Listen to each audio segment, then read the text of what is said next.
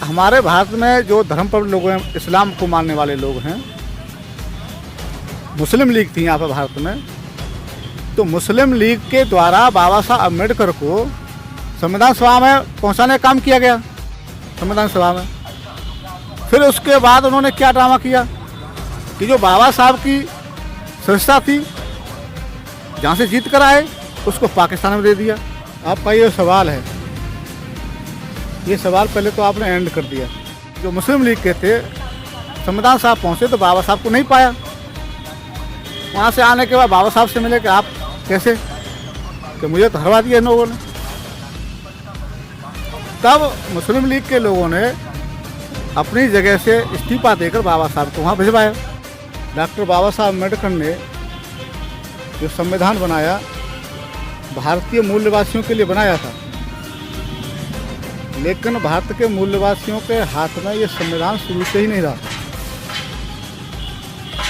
जो भारत के रहने वाले नहीं हैं उनके हाथ में ये संविधान रहा। प्रजातंत्र की हत्या पंडित जवाहरलाल नेहरू भारत के प्रथम प्रधानमंत्री जो बिना चुनाव के प्रधानमंत्री बने थे विदेशियों को भगाने में, लेकिन सत्ता किसके हाथ में आई? एक दूसरे विदेशी के हाथ में। जवाहरलाल नेहरू कश्मीरी पंडित थे, वो ब्राह्मण थे, यूरोपियन विदेशी ब्राह्मण थे, और विदेशियों के हाथ में सत्ता आने से संविधान भी उन्हीं के हाथ में चला गया। तो नेहरू और गांधी जी ने यह कहा था कि डॉक्टर अम्बेडकर के लिए संविधान सभा के दरवाजे नहीं खिड़कियां ही बंद हैं।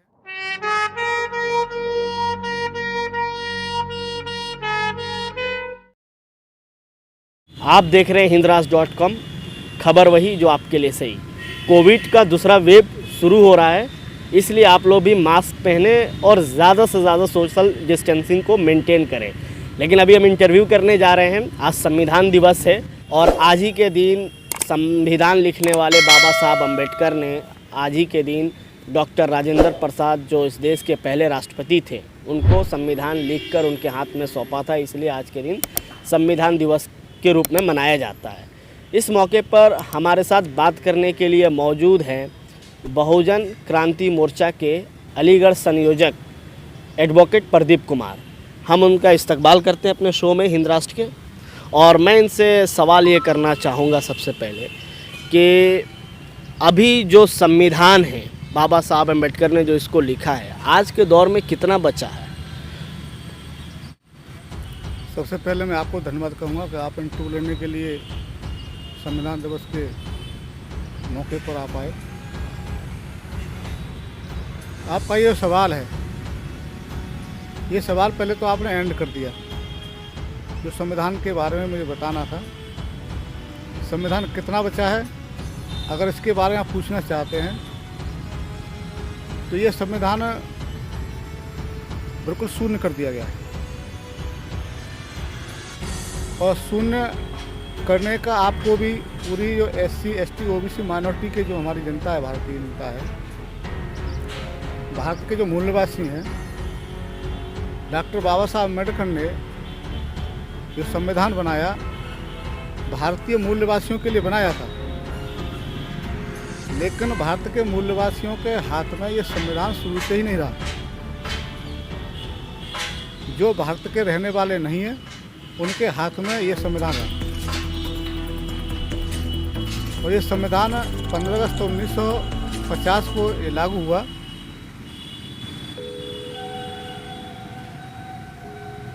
26 जनवरी 1950 को लागू हुआ, लेकिन उसका एक भी आर्टिकल जिनके हाथ में संविधान रहा उसका कोई अनुपालन नहीं किया। यानी कि संविधान चलाने वाले लोग भारत के नहीं हैं, इसलिए भारत के मूल्यवासियों को संविधान में दिए गए डॉक्टर बाबा साहब अम्बेडकर के द्वारा जो अधिकार थे उनको आज बिल्कुल शून्य कर दिया, यानी ख़त्म कर दिया है। तो संविधान हमारा इस समय वर्तमान में बिल्कुल जीरो है, शून्य है। अब बात यह है कि ये संविधान दिवस शुरू किसने किया? तो संविधान दिवस का कार्यक्रम भी कांग्रेस के लोगों ने शुरू किया। जब भारत का प्रथम लोकसभा चुनाव 1952 में हुआ तो प्रजातंत्र की हत्या पंडित जवाहरलाल नेहरू, भारत के प्रथम प्रधानमंत्री जो बिना चुनाव के प्रधानमंत्री बने थे, उसमें हमारे SC ST OBC के लोगों की अहम भूमिका थी अंग्रेज विदेशियों को भगाने में। लेकिन सत्ता किसके हाथ में आई? एक दूसरे विदेशी के हाथ में। पंडित जवाहरलाल नेहरू कश्मीरी पंडित थे, वो ब्राह्मण थे, यूरोपियन विदेशी ब्राह्मण थे, और विदेशियों के हाथ में सत्ता आने से संविधान भी उन्हीं के हाथ में चला गया।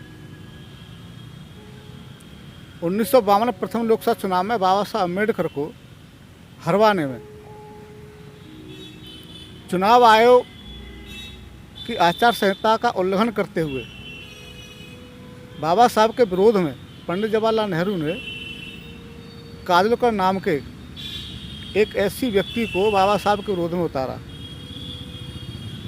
1952 के समय में लोकसभा का जो खर्चा था, सीट का खर्चा था, चुनाव का खर्चा था प्रत्याशी का, वो मात्र 2000 रुपये था। और पंडित जवाहरलाल नेहरू अंगूठा टेक को खड़ा करके बाबा साहब के सामने उसको 25,000 रुपया महिलाओं को कपड़ा, मिठाई, पैसा बांटने के लिए दिया। तो आचार संहिता के विरोध में था, यानी कि आचार संहिता के विरोध में, संविधान के विरोध में था। तो संविधान विरोधी कार्य जो भारत के रहने वाले लोग नहीं हैं, जिनके हाथ में संविधान रहा, उन्होंने संविधान की हत्या करने का प्रयास शुरू से ही किया। इसलिए आज संविधान बिल्कुल शून्य है और बाबा साहब को हरवाया।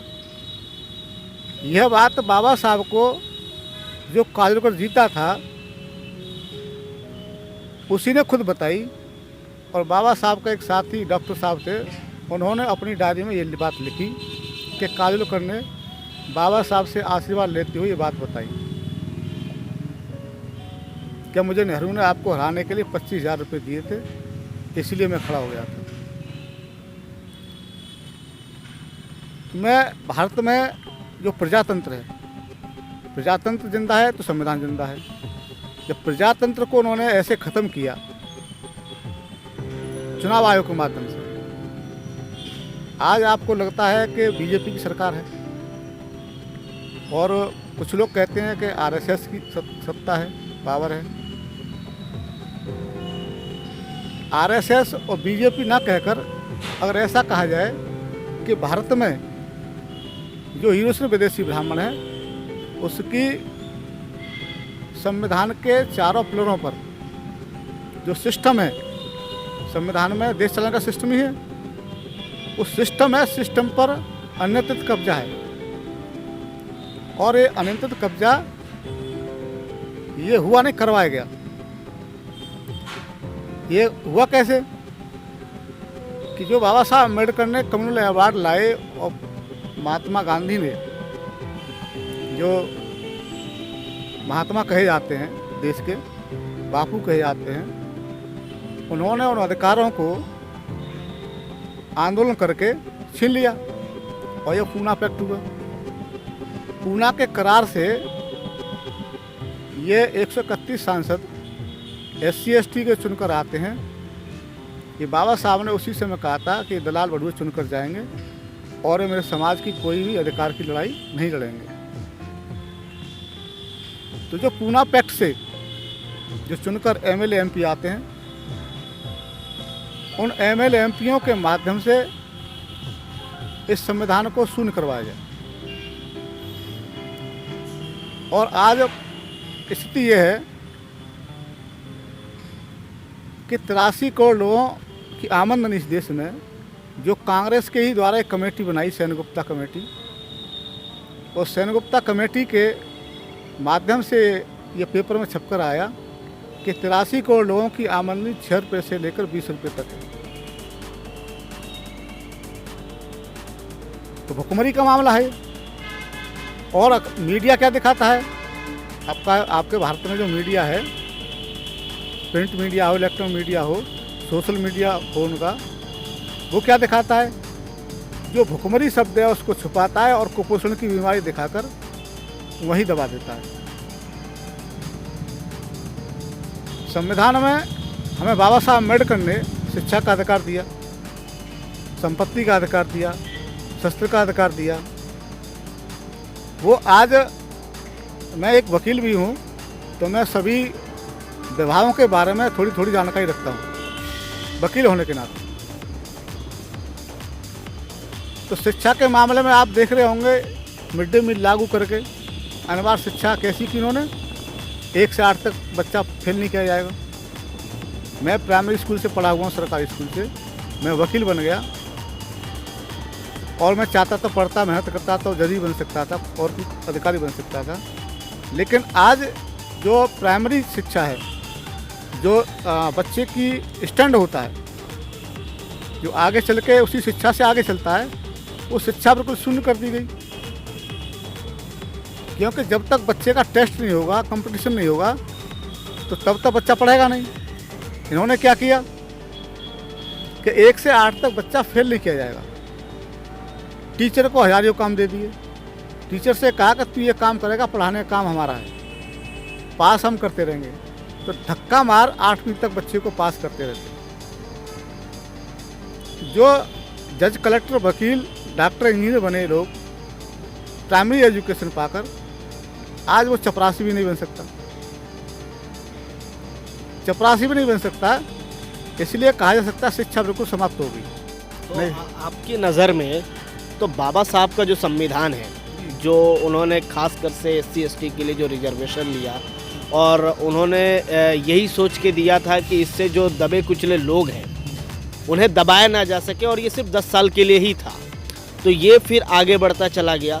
तो आपकी नज़र में बाबा साहब का संविधान क्या है मूल निवासियों के नज़र में, और उस संविधान का किस तरीके से मिसयूज़ किया जा रहा है और किस तरीके से आप लोग फ़ायदा नहीं उठा पा रहे हैं, इस पर आप क्या सोचते हैं? देखिए, ये जो आरक्षण के बारे में ये मीडिया दिखाता है कि 10 साल के आरक्षण था, तो ये हमारे जज हैं, रिटायर हो गए लोग, वकील हैं, उन लोगों तक पता नहीं है कि 10 साल की आरक्षण बाबा साहब अम्बेडकर ने कौन सा दिया। ये पॉलिटिकल रिजर्वेशन था, पॉलिटिकल रिजर्वेशन था। बाबा साहब ऐसा मानते थे कि अगर ये 10 साल में 131 सांसद, 1250 MLA पार्लियामेंट में जाएंगे, विधानसभा में जाएंगे, तो 10 साल में ये अपने लोगों का अधिकार जो संख्या के अनुपात में है, संख्या के अनुपात में जो अधिकार है SC ST OBC माइनॉरिटी का, तो SC ST का तो करा ही देंगे। जब OBC साथ देगा तो OBC का भी हो जाएगा। तो ये पॉलिटिकल रिजर्वेशन था, ना कि एजुकेशनली और सर्विसेज का ये आरक्षण हो। बाबा साहब ने जो 15/4 में प्रावधान किया है, 15/4 16/4 में प्रावधान किया है, ये तो बाबा साहब ने यहाँ तक कहा है कि जब तक छुआछूत देश में रहेगी तब तक ये शिक्षा में और नौकरियों में रिजर्वेशन रहेगा। ऐसे बाबा साहब कहते हैं, संविधान में लिखते हैं। तो आर्टिकल 330, 332 में जो पॉलिटिकल रिजर्वेशन की बात है, उसको अखबार में छापकर कि रिजर्वेशन 10 साल के लिए और आगे बढ़ाया गया, 5 साल के लिए और आगे बढ़ाया। तो ये जो विदेशी लोग हैं, जो सत्ता में काबिज हैं, ये संविधान की जो जानकारी है, उस सही जानकारी को छुपाकर हमारे जज वगैरह गुमराह हैं। तो अनपढ़ लोग कैसे गुमराह नहीं होंगे? अनपढ़ तो अखबार पढ़ते नहीं हैं, पढ़े लिखे लोग पढ़ते हैं। और पढ़े लिखे लोग इस बात का प्रचार करते हैं, गलत प्रचार करते हैं कि बाबा साहब अम्बेडकर ने जो आरक्षण दिया था 10 साल के लिए दिया था, लेकिन ऐसा नहीं है। ये पॉलिटिकल रिजर्वेशन 10 साल के लिए बोला था कि 10 साल में अगर या तो काम करते हैं, नहीं ये स्वतः समाप्त कर दिया जाएगा। बाबा साहब का संविधान, जो भारतीय संविधान के नाम से जाना जाता है, उस हिंदुस्तान के अंदर सबको जीने का हक देता है, सबको रहने का हक देता है, सबको राजनीति का भी हक देता है, और सबको सोशली अपने लिए काम करने का भी हक देता है। लेकिन मूल निवासी जो आप लोग अपने आप को कहते भी हैं और जो लोग मानते हैं, उनकी नज़र में जिन लोगों को विदेशी कहा जाता है, वो कैसे विदेशी हो जाते हैं? क्या ये बाबा साहब के संविधान के खिलाफ नहीं है? देखिए, विदेशी हम जो कहते हैं, जैसे विदेशी मूल निवासी कॉन्सेप्ट वामसेप ने चलाया, और जब हमने वामसेप में ज्वाइन किया, यानी कैडर लिए और कई आयोजनों में गए, राष्ट्रीय अधिवेशनों में गए, तो वहाँ मूल निवासी विदेशी का कॉन्सेप्ट इसलिए चला गया कि हमारे पहले जो महापुरुष थे, डॉक्टर बाबा साहब अम्बेडकर से पहले, यानी कि 1848 से ले लें आप, तो राष्ट्रपिता महात्मा ज्योतिबा फुले, सावित्रीबाई फुले, उनकी किताबों, जो गुलामगिरी किताब है, उनके पढ़ने से ये पता चलता है कि जो आज हम जो वामसेप के द्वारा ये प्रचार कर रहे हैं कि 3.5% लोग यूएस में विदेशी ब्राह्मण हैं, तो ये कॉन्सेप्ट उन्होंने भी चलाया था। अब चला क्यों था कि जो भारत में शूल कास्ट के लोग हों, अनुसूचित जाति के लोग हों, अनुसूचित जनजाति के लोग हों, अदर बैकवर्ड के अन्य पिछड़ा वर्ग हो, और इनसे धर्म प्रवर्तित लोग हों, मुस्लिम, सिख, ईसाई, जैन, बौद्ध, लिंगायत हों, इनके साथ 3% लोगों का जो सत्ताधारी हैं, इनके साथ में सेम व्यवहार है। सेम व्यवहार है, आप देख रहे होंगे, आप पढ़े लिखे नौजवान हैं, आपको व्यवहार में ऐसा लगता है कि दुश्मनी की तरह व्यवहार किया जाता है चारों के साथ में। अगर भारत का रहने वाला ये व्यक्ति होते तो ऐसा शायद नहीं करते। जैसे यहाँ उत्तर प्रदेश में बहन मायावती सरकार रही, अखिलेश जी की सरकार रही, तो उन्होंने तो ऐसा कभी अत्याचार नहीं किया। जो 3.5% लोग हैं, उन्होंने तो अपनी पार्टी में भी रखा, अच्छे अच्छे मंत्री पद दिए, आपको पता है, और उनको मजबूत किया। तो यहाँ का जो मूल निवासी, उसका ऐसा आचरण नहीं है। आचरण के आधार पर हमें कह सकते हैं कि ये विदेशी हैं। दूसरा, जो संविधान में अधिकार भारतीय मूल निवासियों के लिए दिए, उन अधिकारों को ना देने की वजह से पूरे भारत में एलपीजी के माध्यम जो कानून बनाया कांग्रेस ने, निजीकरण कर दिया। तो आचरण, व्यवहार, और एक लास्ट जो अमेरिका के माइकल बामसाद, वो था यूनिवर्सिटी में जो साइंटिस्ट हैं, उन्होंने भारत में आकर डीएनए टेस्ट किया, और डीएनए टेस्ट करने के बाद में 95 में डीएनए टेस्ट शुरू किया, और 21 मई 2001 को टेस्ट पूरा होकर, डीएनए टेस्ट पूरा होकर, उन्होंने ये खबर को छापा।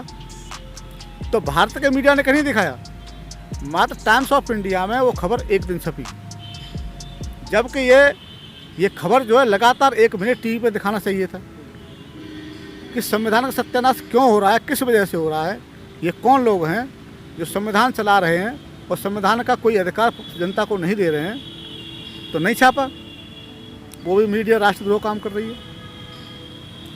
तो हम ये कह सकते हैं कि डीएनए ने सिद्ध किया कि जो ब्राह्मण, क्षत्रिय, वैश्य है, ये भारत के रहने वाले नहीं हैं। SC ST OBC माइनॉरिटी ये भारत के रहने वाले हैं।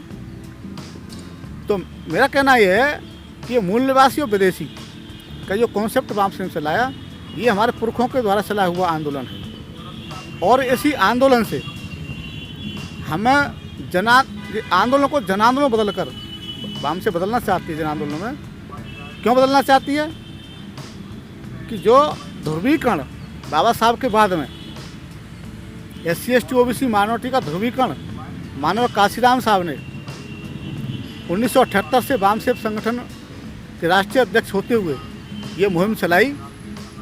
तो इनको लगा कि ये जो हम गुमराह कर रहे थे आज तक, इतिहास को छुपाकर, सही बात को छुपाकर इनको गुमराह कर रहे थे, वो काशीराम उनको जगाने का काम कर रहा है, और जनता जाग रही है। इसलिए कोई नया प्रोपेगेंडा हमें हथियार अपनाना पड़ेगा। तो 1984 में इंदिरा गांधी प्रधानमंत्री थी। 84 में इंदिरा गांधी ने इस EVM का प्रपोजल पार्लियामेंट में रखा। उसमें बीजेपी के लोगों ने समर्थन दिया, कम्युनिस्ट पार्टी के लोगों ने समर्थन दिया, भारतीय कम्युनिस्ट पार्टी के लोगों ने समर्थन किया। वो सभी चारों ब्राह्मणों की पार्टी। तो ब्राह्मणों ने ये वोट चोरी करने का मामला, जो जागरूकता चल रही थी, उस जागरूकता को यानी कि कैप्चर करने के लिए आज EVM के माध्यम से उन्होंने संविधान को ख़त्म करने के लिए ये EVM स्थापित की, जिसको आधुनिक मनु के नाम से लोग नाम दे रहे हैं। सोशल मीडिया पर देखता हूँ, अखबारों में देखता हूँ, तमाम संगठनों के लोग जो बहुजन मूल निवासी के संगठन हैं। लेकिन अब हम अगर हमें संविधान बचाना है, ये संविधान दिवस का जो प्रोपेगेंडा कांग्रेस के लोगों ने किया, क्यों किया? क्योंकि हमारे SC ST OBC के लोग इतने भोले और ना समझ हैं कि जैसे हल्दी को लगाने से आदमी पीला होता है, इनको हल्दी दिखा दो उसी से पीला हो जाते हैं। कांग्रेस ने संविधान दिवस मनाया तो हमारे जो 131 सांसद और जो लोग थे, समर्थक थे उनके, एकदम खुश हो गए कि संविधान दिवस मना रहे हैं। लेकिन संविधान अधिकार दिवस कभी नहीं मनाया कि अधिकार भी इसमें है, अधिकार भी देने चाहिए। अधिकार को समाप्त करते ही लैलीपॉप कांग्रेस देती रही। बाबा साहब का जो संविधान है, जिसे भारतीय संविधान के नाम से जाना जाता है, आप कह रहे हैं कि संविधान दिवस के बजाय संविधान अधिकार दिवस मनाना चाहिए। और बाबा साहब ने जिस तरीके से ऑप्रेस्ड क्लास के जो लोग हैं, दबे कुचले, उनका ख्याल रखा, तो आज के वक्त में संविधान का और संविधान उनको क्या हक देता है और वो उसका कैसे फ़ायदा उठाए? देखिए, संविधान जो है हमें सबसे पहले मान सम्मान स्वाभिमान से जीने का अधिकार देता है। और मान सम्मान स्वाभिमान कैसे मिलता है? शिक्षा से मिलता है। जब हमारी शिक्षा का ही सत्यानाश कर दिया तो हम मान सम्मान स्वाभिमान कैसे जानेंगे? मान क्या होता है, स्वाभिमान क्या होता है, स्वतंत्रता क्या होती है, न्याय क्या होता है? मात्र हमें तो, हमारे लोगों को तो अब ऐसी आदत पड़ गई है कि नशाखोरी करना, गांजा पीना, जुआ खेलना और नशेबाजी के तमाम शौक डाल दी गई। मोहल्ले मोहल्ले में प्रशासन के द्वारा, शासन के द्वारा ये गाइडलाइन दी गई हैं कि SC ST OBC माइनॉरिटी के, जबकि इस्लाम धर्म को मानने वाले नशाखोरी से बहुत ज़्यादा परहेज करते हैं। लेकिन मैं एक सामाजिक व्यक्ति होने के नाते मैं मोहल्लों में जाता हूँ तो वहाँ देखता हूँ कि हर मोहल्ले में ये जुआ खेलना और नशाखोरी करना ये प्रशासन और शासन की गाइडलाइन पर काम कर रहा है। पैसा लेता है, जो पैसा नहीं देता उसे जेल भेज देता है। ये ऐसा चल रहा है। तो जब तक, देखिए, पशु में और इंसान में क्या फ़र्क है? इंसान भी खाना खाता है, पशु भी खाना खाता है, चारा खाता है, खाना खाता है। पशु भी विष्टा करता है, इंसान भी करता है। ये दो बातों का फर्क तो नहीं है। इंसान में स्वाभिमान की भूख होती है, इसलिए वो इंसान खा जाता है। और स्वाभिमान कहाँ से आता है? शिक्षा से आता है। इसलिए बाबा साहब ने स्वाभिमान, मान सम्मान स्वाभिमान से जीने के लिए ये संविधान दिया था। उस संविधान में प्रावधान किया था कि शिक्षा अनिवार्य की, यानी कि रिजर्वेशन दिया शिक्षा के आधार पर भी, नौकरियों में रिजर्वेशन दिया। लेकिन आज वो सभी अधिकार जो है निजीकरण के माध्यम से सभी समाप्त कर दिए गए हैं। अब समाप्त कर दिए गए हैं तो नौकरियों में कोई रिक्रूटमेंट नहीं निकल रहा। पहली बात तो जो नई जनरेशन है वो 8वीं का सर्टिफिकेट लेने के बाद में आगे पढ़ नहीं सकती। 8वीं तक की शिक्षा क्या है? 8वीं तक का बच्चा अपने दस्तखत नहीं कर सकता। तो पशु जैसा हो गया ना, जैसा शासन करेगा वैसा उसे पालन करना पड़ेगा।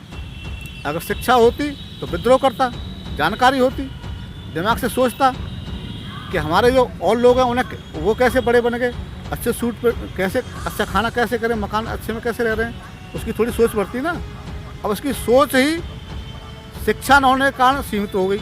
मात्र क्या है? जीना है। जितना जिंदगी है वो भगवान के ऊपर है। ऐसा प्रचार मीडिया करता है, social media, print media, electronic media लगातार 24 घंटे करता है। तो ये हमें संविधान को बचाने के लिए मात्र एक ही उपाय है, इस देश में आंदोलन और जन आंदोलन। आपने एक सवाल और ऐड कर दे रहा हूँ। जिस तरह के आपने बाबा साहब अम्बेडकर के बारे में बताया, उनके संविधान के बारे में बताया, क्या उन्होंने लिखा उसके बारे में भी आपने रोशनी डाली, और क्या जिस तरीके से उसको डिमोरलाइज़ किया जा रहा है, लोगों तक नहीं पहुंच रहा है, उसके बारे में बताया। लेकिन अभी आपने थोड़ी देर पहले कहा कि कांग्रेस ने उन्हें रोक लिया था, उनको चुन के जाने में, तो फिर वो किस वजह से वो संसद में पहुंचे थे? उनको कौन लोग थे पहुंचाने वाले? नहीं, मैंने जो चुनने वाली बात, पार्लियामेंट जो इलेक्शन था 1952 का, उसके बारे में बाबा साहब को हराने के लिए कांग्रेस का हाथ था, ऐसा मैंने कहा। लेकिन जो पार्लियामेंट में जो पहुंचाया गया वो हमारे भारत में जो धर्म पर लोग हैं, इस्लाम को मानने वाले लोग हैं, मुस्लिम लीग थी यहाँ पर भारत में, तो मुस्लिम लीग के द्वारा बाबा साहब अम्बेडकर को संविधान सभा में पहुँचाने का काम किया गया। योगीनाथ मंडल थे, उन्होंने अपनी जगह अपनी इस्तीफा देकर अपनी जगह खाली की, बाबा साहब अम्बेडकर को जितवाया। जिन जिलों से योगीनाथ मंडल ने बाबा साहब अम्बेडकर को जितवा कर संविधान सभा पहुँचा, संविधान सभा अलग चीज़ है, संविधान सभा अलग चीज़ है, संविधान सभा के बारे में पूछ रहा हूँ। संविधान सभा अलग चीज़ है, क्योंकि नेहरू और गांधी जी ने ये कहा था कि डॉक्टर अम्बेडकर के लिए संविधान सभा के दरवाजे नहीं खिड़कियां ही बंद हैं। तो बाबा साहब अम्बेडकर को यहाँ से महाराष्ट्र हटवा दिया था।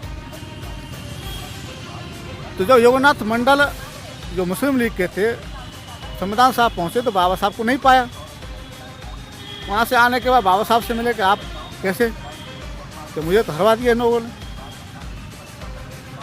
तब मुस्लिम लीग के लोगों ने अपनी जगह से इस्तीफा देकर बाबा साहब को वहाँ भिजवाया संविधान सभा में। फिर उसके बाद उन्होंने क्या ड्रामा किया कि जो बाबा साहब की संस्था थी जहाँ से जीत कर आए उसको पाकिस्तान में दे दिया, पाकिस्तान में दे दिया, संस्था समाप्त हो गई। फिर बाबा साहब ने एक आंदोलनकारी थे बहुत बड़ा, बाबा साहब के और कोई आंदोलनकारी नहीं है, मुस्लिम लीग के लोगों ने सहारा यानी बाबा साहब को और किया, मजबूत किया। तो बाबा साहब अम्बेडकर ने घोषणा की कि हम ऐसे संविधान को मान्यता देने वाले नहीं हैं कि जो हमारे लोगों की सुरक्षा न कर सके, सेफ गार्ड ना हो। तो ये सब जो बाबा साहब कर रहे थे, ये साहू जी महाराज के बाद में मुस्लिम लीग के लोगों ने बाबा साहब को जो सहारा दिया यानी मजबूत किया, उस मजबूती की वजह से बाबा साहब संविधान सभा में पहुँचे। जब बाबा साहब ने ऐसी घोषणा की, अंग्रेज़ों को पता चला कि डॉक्टर अम्बेडकर नेहरू और गांधी के संविधान बने हुए को नहीं मानने वाला। उस वजह से अंग्रेज़ों ने फिर फटकारा इनको, और जयकर को, महाराष्ट्र से जयकर को जो कांग्रेस का आदमी था, नेहरू ने तो जयकर को इस्तीफा दिलाकर बाबा साहब को संविधान सभा खुद लाया, अपनी मर्जी से नहीं, बाबा साहब की मर्जी से नहीं, अंग्रेज़ों के दबाव की मर्जी से, मुस्लिम लीग के सहयोग की मर्जी से ऐसा इन मक्कारों ने किया। तो बाबा साहब को जितना समय मिला संविधान लिखने में, जितना भी बाबा साहब कर सकते थे, बाबा साहब ने संविधान बहुत दिया। और उस देने की वजह से आज मैं ये शास्त्री पार्क में आपके सामने बैठा हूँ। नहीं, मेरी कोई औकात नहीं थी, इसकी लड़ाई मेरे बाप ने, मेरे बाबा ने नहीं दी। आज जो मैं पीछे की ये बच्चे देखता हूँ तो मुझे शायद रोना आता है, लेकिन रो नहीं पाते, क्योंकि जिसने संविधान दिया हमें उसके 4-4 बच्चे और पत्नी दवाई के अभाव में, ऐसे विद्वान की बच्चे दवाई के अभाव में मर गए हों, और आज उसकी कमाई खाने वाले लोग ये संविधान दिवस मना रहे हैं। लेकिन संविधान दिवस क्यों मना रहे हैं ये कुछ किसी को नहीं पता। अधिकार तो खो गए, सब अधिकार सब समाप्त कर दिए, अब संविधान दिवस मनाते रहो। तो ये जो हमें अब करना है, ये संविधान के बारे में बचाना है। तो मैं ये कहूँगा कि SC ST OBC को जल्दी ही, अभी हमारे यहाँ अलीगढ़ में सज्जा नौमानी साहब आए थे, उन्होंने भी बहुत बड़ा संदेश दे के गए मौलाना भाइयों को, और वो संविधान को बचाने वाले ही बात बता के गए, मैं भी था वहाँ पे। तो ये सभी का फर्ज बनता है, ये Bharat SC ST OBC minority का है।